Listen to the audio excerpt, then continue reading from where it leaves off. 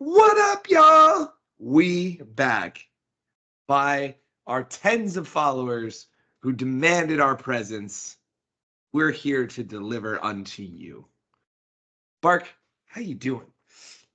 I am doing great.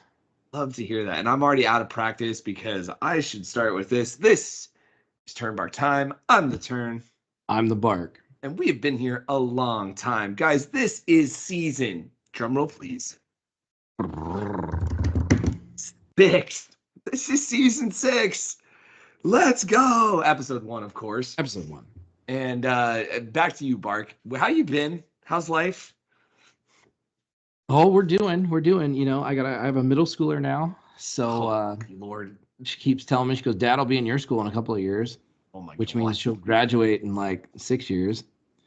She'll actually be a freshman the next time I get a new advisory. So there's potential that I could be her advisor, but I think I need the art teacher to retire. Oh my God. Because right now I think my advisory starts at BEs. No. Oh, it's all alphabetical? Oh yeah. So Miss Baker is sitting above me right now, and she is a pillar of our educational community. Love that. So at some point, she's probably getting close to being able to sit on the financial nest eggs and be done. But be good. That'd be good. Time will tell. Yeah. I'm not quite that close. Yeah. We have, as we say on our show, we have a long time. So I was like, that's a little shock. I actually misremembered how long I've been teaching. I was like, it's year 12, and my dad and my sister who teaches math, by the way, were like, it's 13, Zach. And I was like, I had to take off a sock, and it just got complicated. And yeah, 13 is how long we've been doing it, but we still got solid another 17 to go. You're less than that, so it should be easy for you. You've been at one spot for now. You were in one spot for a while. When you start moving around, you have to start adding up, like, you know, it's like it is that complicated, like, you know, math. You got to draw it out. Yep. I don't know how they do it now with the new Common Core math, but you know, I just put them all in a line and add them up. But yeah, the coaching's the hard part. Coaching's the hard part because the years don't match up necessarily. No, yeah, because you're coaching before you had your full-time gigs. Yeah, Barker. Yeah. So people start asking questions. Yeah, it's weird. No, yeah, it's been exciting.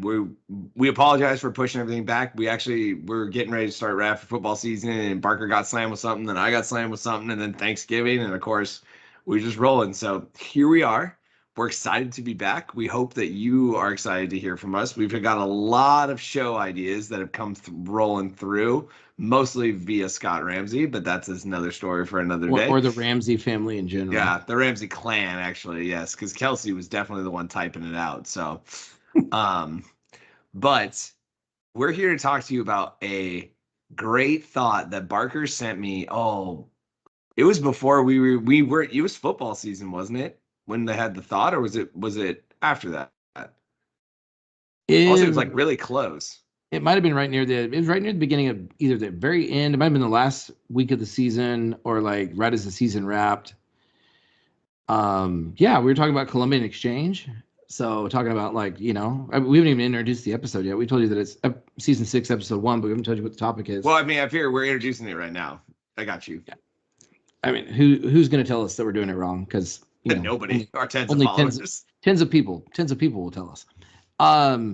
We were talking about Columbian Exchange, and I was really thinking about, you know, how diets are different. You know, before the Great Exchange, you know, there's no tomatoes in Italy, there's no potatoes in Europe. Yeah. And I was trying to think about if we took away. It started with me in my 6th period, and I said, what happens if I take away, like, I come and I say, you don't get cows anymore? And the kids were like, no.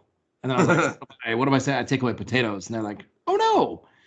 And then, like, the third one, I was like, I'm gonna take away corn. Right. And then I thought about, like, tacos. Yeah. So today's topic is tacos. the history of tacos. The even history better. of tacos. And some of it, again, we're going to deal with the problem that before the Europeans showed up, well, the Aztecs probably did write stuff down, and then the Spaniards probably burned it when they showed up. But it's up in smoke. Zing. Corn has been domesticated and I think grown for, I think the year I found was 2500 BCE. Okay. So corn's been around for a minute. People have been munching on corn for a minute. Yeah. And primarily, like, corn is used to make like tortillas or masa. Yeah. That's the outside of tamales for all you non-Mexican food connoisseurs. It's often used as a vessel. Like, we can't just eat corn. Right. Corn has calories, and people need calories because we need fuel in the engine. And I was thinking about, like, real tacos, because I was raised, bless my parents, but like I didn't know that there was anything other than crunchy tacos until I was about 12, because Taco Bell had soft tacos, and I was like, what is this? And then it really was until I moved to Quincy that I really realized that street tacos are real tacos. Yes. And if you know anything about street tacos, you know that cheese is not a major player on the plate. No. It's usually so that made me start thinking about, like, what came first, was the taco in America prior to the arrival of the cow, and that's why there was no cheese. But then the primary protein that is put on tacos is beef. But if tacos were around before cows, so there was no cheese, that means there's also no beef. And so it made me think about what were Amerindians or like the Indios de Mexico, like eating on their tacos. Mm-hmm. And that's really where this kind of went. And I was like, where did tacos begin? And then all my kids in my sixth period just looked at me like I was weird. No, children wouldn't do that. Weirder than normal. Okay, there you go. So, doing ordained, I second everything you said. Right, tacos growing up as a kid were what we lovingly call now white people tacos, which are some sort of ground beef, lettuce, cheese, tomatoes. I don't like cheese, but whatever. But the other thing my family would put on it, and I don't know why, but was black olives. And like, not authentic at all, right? It really isn't until I moved to where I'm at now in Quincy that I get introduced to street tacos. The other introduction that we got was my sister-in-law, Blanca, obviously is from Mexico, and she introduced us to, like, her family's cooking. Like, she would make all this stuff, and it was so delicious, right? But again, like you said, when you look at a traditional street taco, you are looking at usually some sort of protein on a flour corn tortilla that has onion, cilantro, and you might have like a radish on it or lime juice, something like that. But again, diving into this, and I think we found something very, very similar, is that obviously we've been the making of corn tortillas has been around for a long, long time. Like we were saying, all the way back even to, what did you say, 2500, 25,000? 2500. 2500 BCE. And so taco itself is like the use of what we would call a taco. The word is not out yet, but it's a vessel in which meat is put into it, folded up, and able to be eaten so that you can continue your work. Yeah, and so, like, I always start with etymology, like where do words come from. Mm-hmm. And according to, I don't know, whatever etymology website that I pop up and use most often, it said that it attributes taco being from the 18th century in Mexico, where miners were comparing it to, like, essentially it means like a plug, Mm-hmm. or like a wad for like putting a charge in a, like, you would drill a hole in rock and then wrap gunpowder in like cloth, right? Shove it in there and then boom. And they said that, like, this food is similar to that. We wrap it up and we eat it.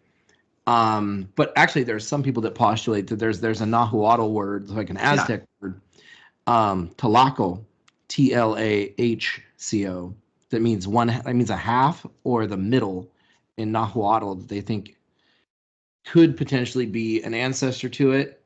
And so I don't know if it's people like some people might say it's revisionist, where it's going back and you're trying to, are we trying to give credit where it's not due? Or but like we know that people in the Aztec Empire were eating a variety of proteins: turkeys, iguanas, deer, axolotls, fowl, and like gophers as protein. Yep. And putting it in the middle of a tortilla, and like eating it. And like if you go back to 1519, Bernal Diaz del Castillo writes that while visiting the Aztecs, like he had a tortilla with fish on it, like did not quote unquote call it a taco. Yeah. But probably met many of the requirements of what we would identify as a taco. Yeah.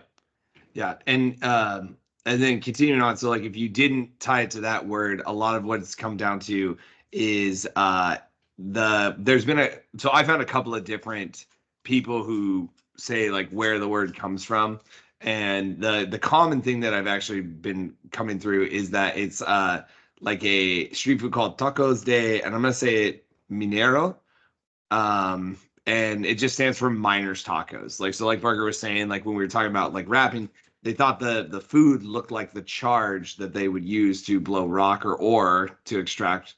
And so finding it there. There also was one other one that caught my attention. And it was when it was used in a cookbook for the first time. Did you see that one? That doesn't stand out in my brain. So it says the oldest mention of the word taco comes from an 1836 cookbook called Nuevo y I'm gonna say Sencillo Arte de Cocina. Oh man, he kept going. Reposteria y Refrescos. I'm saying that wrong. By Antonia Carrillo, in which it's a recipe for a rolled pork loin, and she instructs the readers to roll the loin like they would a taco de tortilla or a tortilla taco.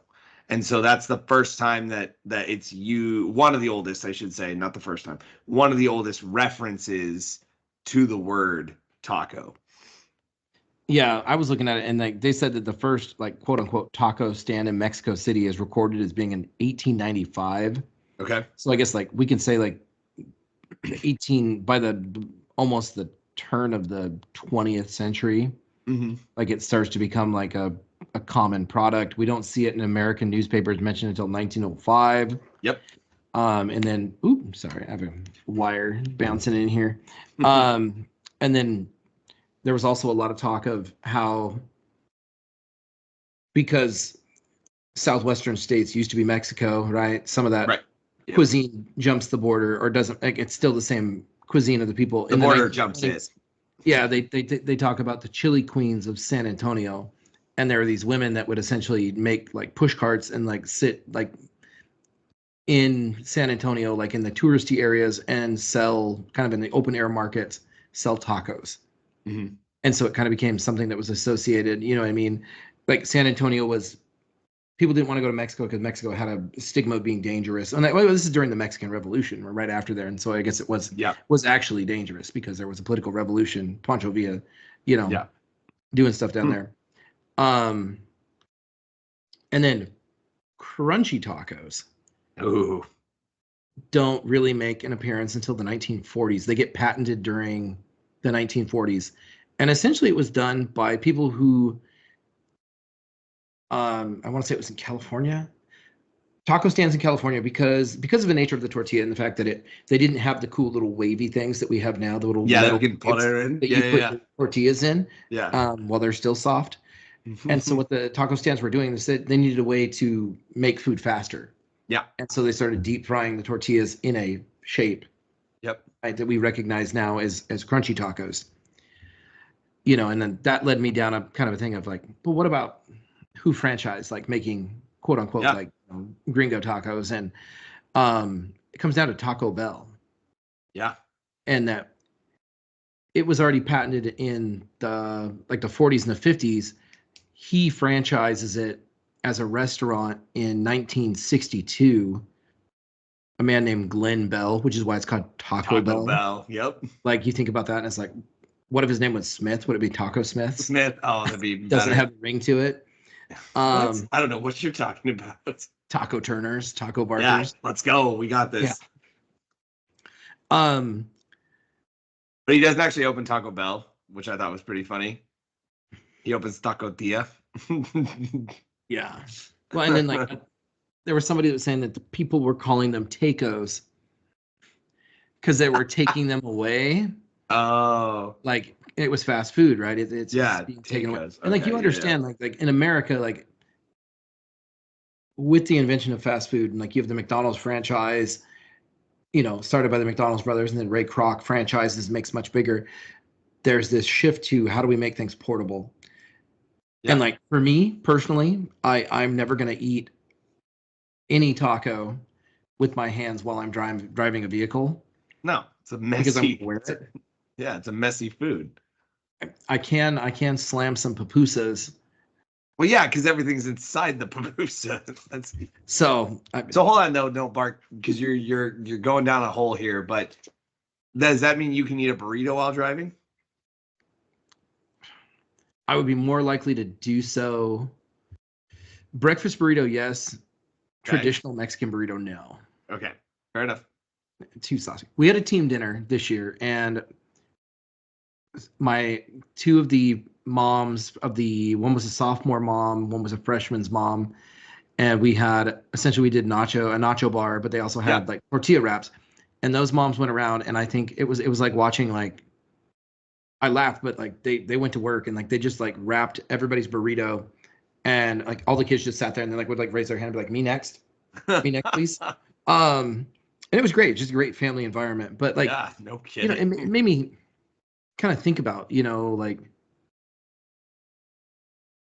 as you try and like Americanize other foods, you talked about like we get away from using, like it started as like organ meat, and then like there's tacos la lengua, which is like tongue tacos, there's cheek tacos.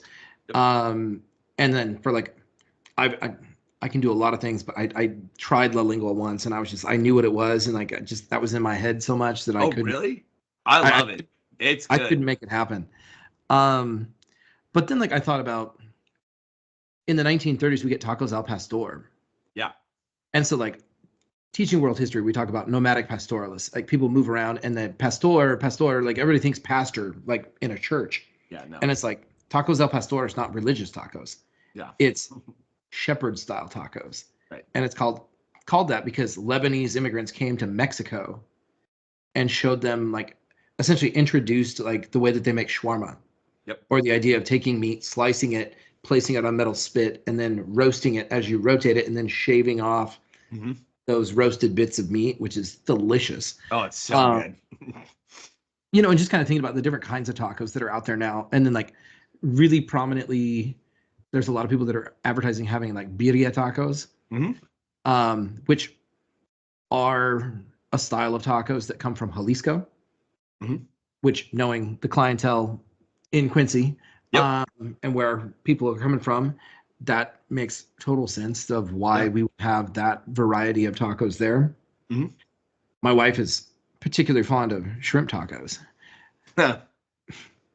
So, but I mean, the grasping point, I think, is that you the protein you had is what could go in the tortilla, right? Like that's the biggest thing at the end of it. And now we live in a world where we can get everything you just listed at one restaurant, most likely. Yeah, or one taco truck. I guess I got lost on the way there, but like what happens as it comes into America is like it mixes with American food culture, which is to eat a lot of ground beef.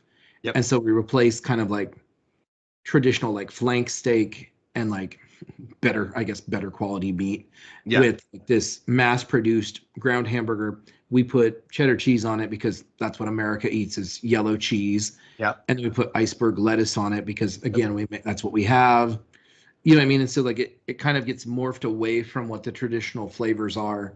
But does more Americanized flavors? Do you think that plays a role though in the fact that like fast food industry was already there, right? Like, because he makes it in 62, I think it's the first franchise he sells. And so, but when you think about it, right, like what is McDonald's putting on their burger at that time? Right? They're selling burgers, right? They're selling them with lettuce, tomato, cheese, right? And so it's like, was this like he was like, hey, like you already distribute this to Glen Bell, already distribute this to McDonald's or Burger King or something like that. Can I just get that to mine? And then he makes what becomes Taco Bell. That's true because it matches the palette of what is fast food in America. Mm-hmm. The first mention of Taco Tuesdays in 1973, which I thought was way earlier than I expected. That was later than I expected. The alliteration is chef's kiss. Like how have we not done this? I don't know. Like, ask LeBron. Yeah.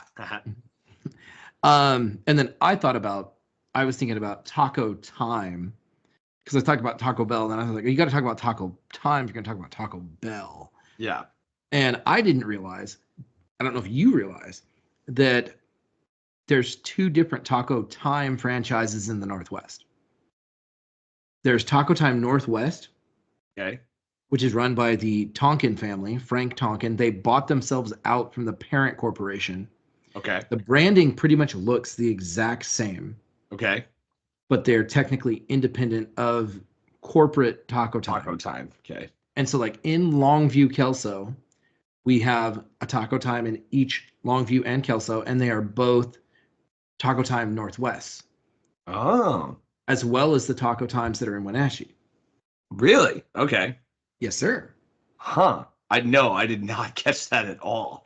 Because like people always talk about here, they're the sports reporters in our local area that write for Blast Zone Media. So look those guys up on Substack. Shout out to Blast Zone. I do like reading. Shout out to Blast Zone Media, unpaid solicitation there. Yep. Those guys are great, but they always talk about like going to Taco Time and getting a Green River. Oh yeah. Which I don't know if it's every Taco Time in, like, I don't know if that's something in every single Taco Time, or if only have I lived in a subgenre of Taco Times my entire life. So the Taco Time that I know is actually like the subgenre as opposed to like the corporate juggernaut. So I got to do a shout out to my mom here because my mom has my mom's retired and she has a standing lunch date. I think it's once a month with people she's worked with in the past, and all the ladies, they go to the same Taco Time out at oh shucks, come on, Turner. The end of 512, right where it meets I-5 out in Lakewood, and they eat at the Taco Time, and they always go the same one. And if I'm wrong, because you are one of our tens of followers who happen to watch this, you can go ahead and text and correct me. That way I know you watched the episode. So yeah.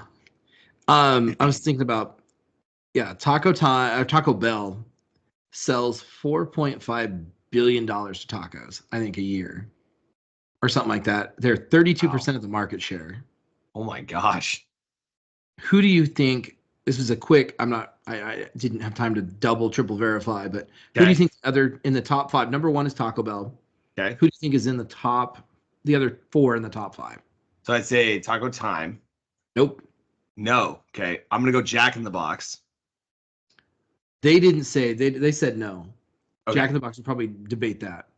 Well, just because that's my brother's favorite part of his order. Like he'd order like whatever, the sandwich from Jack in the Box and 2 crispy tacos. Like it's a guarantee. They are terrible, but he loves them. Are something special. Okay. I'm also so who are the other? Are they so like when you're asking me this, are we talking name brand things, or are we talking like franchises? Like okay, franchises that sell tacos. I would think you're probably gonna get 2, maybe 3. I'm probably gonna get 2. I'd say Mazatlan. Nope. Okay. Are we talking fast food, or is it sit down restaurants included? I think they're fairly fast food. They're fairly fast food. Okay. So think newer and like more hipsterish. Oh, Del Taco. That's 1. That's number 5. That's number 5. New hipster, more. Who else would sell? I'm trying to think of name brand taco. More burritos than tacos. More burritos than tacos. Perhaps a bowl. Oh, Chipotle. Okay, they're number 2. Chipotle. Qdoba. Number 3. Okay. So I got number 4 left. Yeah, and I don't know if you're gonna get it because I've never heard of it. Okay. Is it? Oh, um, oh, it's down south. I can see it. Taco John's. No, it is Moe's Southwest. Most West. Oh, I should have known that. I've never seen a Moe's. Not that I'm Oh, aware. it's a. My wife will also correct me if I'm wrong, but I believe it's just a Southern chain. It's a Tex-Mex chain. So. So, Oh, anyways, I should have known it's just Moe's. God. All right, keep the on. other Sorry. thing this makes me think of as we kind of like try and wrap this up is Hot. Sorry, I did that. there's yeah. There's a great oh gosh, what's his name? Born a Crime. Oh, Trevor Noah. Trevor Noah has a great bit on his one of his Netflix specials where he's in college in America and he's from South Africa, if you didn't know that. And his buddy is like, "Hey, let's go get some tacos." And Trevor Noah's like, "What are tacos?" And the guy goes, "There's nothing more American than tacos." And so he takes him to this taco truck, and then Trevor Noah's going through this whole thing about like, it's a truck. It might not be here tomorrow. So if like things go badly, like we can't even like hold these people accountable because they can just drive away. And if you know anything about taco trucks, like most taco trucks don't move because they are so good. It's just less upkeep. Yeah. And then he gets into some more kind of British vocabulary to English, to American English vocabulary miscommunications that happen there. But like, yeah, I mean, my daughter, Emma, my middle schooler, one of the things that she will sit there and go, she goes, "What sounds good?" And I'm like, "What?" And like she asked for, there's a new, I guess they say Latin food, but it's because it kind of branches out just beyond like Mexican food, but like it's called Rigos, and it's an Arlong alumni, so go Jacks. Hey, go Jacks. A lot of former students are wait staff there, so always a good time to go in. But that's one of her favorite places to go, is to go and get chicken tacos. And then there's another place we go in town that like she would rather go get like, I guess, quote unquote real tacos than go to Taco Bell. Yeah, you know what I mean. So whether it's chicken or it's carnitas, tacos. Well, I think we've had this conversation before. Again, wrapping it up, but I love asking like just random. We both do, asking random questions to our kids, like to start the day or whatever. And I know that I remember one year I asked the question. I was kind of shocked by the answer, but the question I asked is said, if there could be a fast food restaurant in Quincy, this is before we had the Burger King and Pita Pit and Subway was always there, but it was like McDonald's and Subway were like your options. And I said, if you could have any like fast food, what would you have? And I think at the time, the number one answer was Taco Bell. And I was just shocked because I was like, guys, like you eat like the best tacos. Like, why would you want Taco Bell? And they say, because it's not tacos. And I was like, that makes sense. And like, I really do believe that there are two different mindsets. When I eat tacos that I make at home, like the ones I grew up with, in my mind, I'm not eating tacos. I'm eating, I've called it white people tacos, American tacos, whatever, right? Versus the authentic taco that when I go to like Rich's Tacos, or I go to like one of the Mexican restaurants in town, that's what I'm getting.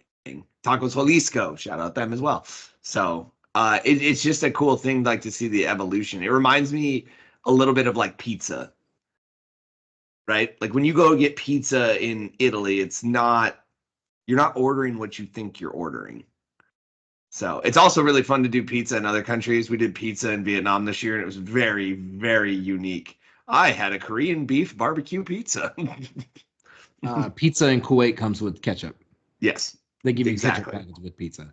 Yeah, I mean, it's interesting because I even remember when we lived back in the Quincy times, the QT times. Oh yeah, people would ask about there being a new place that would open up, a local place that would open up, and people are like, well, is it authentic? Is it Tex-Mex? Like, what is it? What's the vibe? It wasn't, you can't just say, well, it's a taco shop. No, it was there were authentic because the stuff that people were making at their house was authentic. So yeah, shout out to Rich's. I'm still waiting for him to open up The Longview a location in Longview to make pupusas. There's one lady that occasionally makes pupusas in the next town over, but my attempt to make my own at home was not very successful. Oh, bummer. I'm sorry. I can make street tacos. I can make some mean street tacos. Love that. But pupusas are still beyond me. So you might have inspired me for, well, it can't be lunch tomorrow because I have another type of food for lunch tomorrow, but you might have inspired me. That might be my Friday lunch. I might do a Rich's taco order. So I'll send you a picture. Put it on our Instagram. whoop, whoop. So, all right, guys. Bark, anything else? Go out and support your local small taco shop. Yeah, 100%. Taco trucks, taco shops. Taquerias. Go find your taquerias and go buy you some tacos. Go buy some, like, whether they're pollo, carne asada, la lengua, whatever floats your boat. And if you don't know what those words mean, go get a smattering of things and educate yourself. Ask them what they like. That's the best one. What do they like? What are they proud of? That's one of my more fun things to do. So, but guys, it's great to be back. Bark, do we want to announce next week's topic, or do we want to hang on to it? Yeah, we're gonna. This has been a suggestion for probably about 4 seasons. I feel like it's been a suggestion since the beginning, like 6 seasons. He's wanted this for a while, and he's earned it.